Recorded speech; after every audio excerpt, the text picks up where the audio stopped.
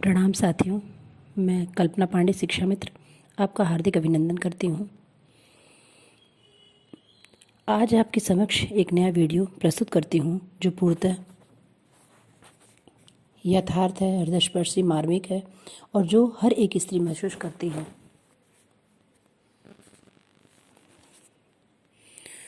आज की मेरी वीडियो का नाम ही है स्त्री।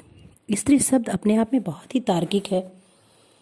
एक स्त्री की सत्य कथा जो जन्म से लेकर मरणोपरांत तक की,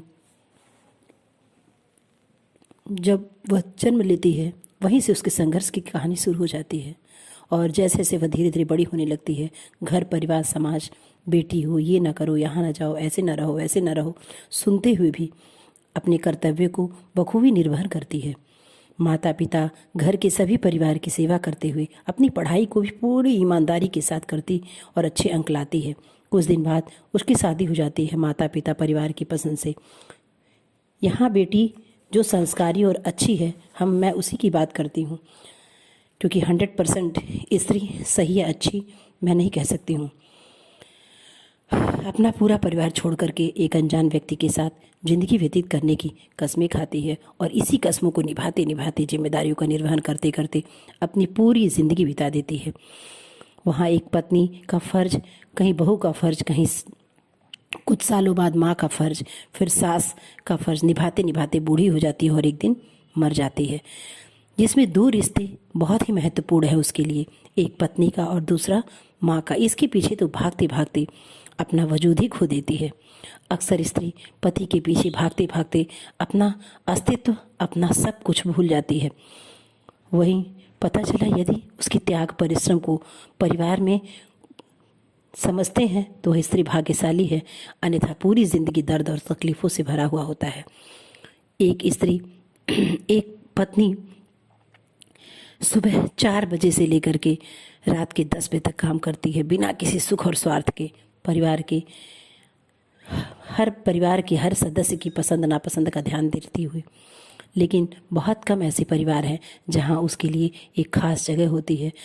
हर औरत की यही अभिलाषा, यही ख्वाहिश होती है कि उसके बिना उसका घर सूना लगे, लोगों को उसकी कमी खले, लोग उसे याद करें। औरतों को पुनः ऊर्जावान बनाने के लिए सिर्फ उनके कार्य और परिश्रम की तारीफ कीजिए, जो आज हमारे समाज में इसका लोप होता जा रहा है। लोग समझते हैं हम मजबूर हैं, जो सब कुछ करते हैं। तो मैं बताना चाहती हूँ, यदि औरतें परिवार, बच्चों, पति सबकी सेवा कर रही हैं, अपने कर्तव्यों का निर्वहन बखूबी करती हैं, तो उनकी मजबूरी नहीं है, ये सारे उनके संस्कार होते हैं जो उनकी माता पिता से उन्हें धरोहर के रूप में मिलते हैं और इसी संस्कारों की बेड़ियों से वो पूर्णतः बंधी रहती हैं, जिसका पालन करते करते वो अपनी ज़िंदगी भी कुर्बान कर देती हैं। उनका अपने परिवार के प्रति प्रेम, अथाह प्रेम जो बिना किसी स्वार्थ के है, सुबह से रात तक मरती रहती हैं। हर पति को अपनी पत्नी का सम्मान करना चाहिए, उसकी सेवा और प्रेम को उसकी ड्यूटी न समझें, उसका निस्वार्थ प्रेम और उसकी सेवा को, कर्तव्य को अच्छे से समझें और उसे उचित सम्मान दें, उचित स्थान दें जिसकी वह हकदार है। और हर औलाद को अपनी माँ को अथाह प्रेम और सम्मान देना चाहिए, क्योंकि आज आप इस दुनिया में हैं, आपका कोई वजूद है तो उस माँ की देन है जो अपने प्राणों की भी परवाह किए बिना आपको इस दुनिया में लाती है। और जन्म से लेकर वृद्धावस्था तक यदि वह जीवित है तो हमारा केयर करती रहती है, उसी प्रकार करती है जैसे एक पेड़ में फल फूल, दवा, सूखने के बाद लकड़ी, यहाँ तक कि जलने के बाद भी हमें आग, सदैव निस्वार्थ भाव से हमें कुछ न कुछ देती रहती हैं।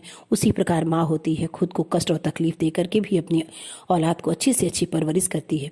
इसीलिए सभी बच्चे अपनी माँ को अथाह प्रेम, उसकी सेवा और उसे सहयोग, उसका सम्मान करें और उसका सहयोग करें। उम्मीद है मेरी यह वीडियो आपको बहुत ही पसंद आएगी, क्योंकि जो मैं महसूस करती हूँ उसे अपने विचारों के माध्यम से प्रस्तुत अवश्य करती हूँ। इसी के साथ मैं अपनी वाणी को विराम देती हूँ। यदि मेरी किसी भी बात से किसी को आहत हुआ हो तो मैं क्षमा प्रार्थी हूँ। जय स्त्री। और मैं सभी स्त्रियों को सत बार प्रणाम करती हूँ। जय स्त्री, जय नारी। धन्यवाद।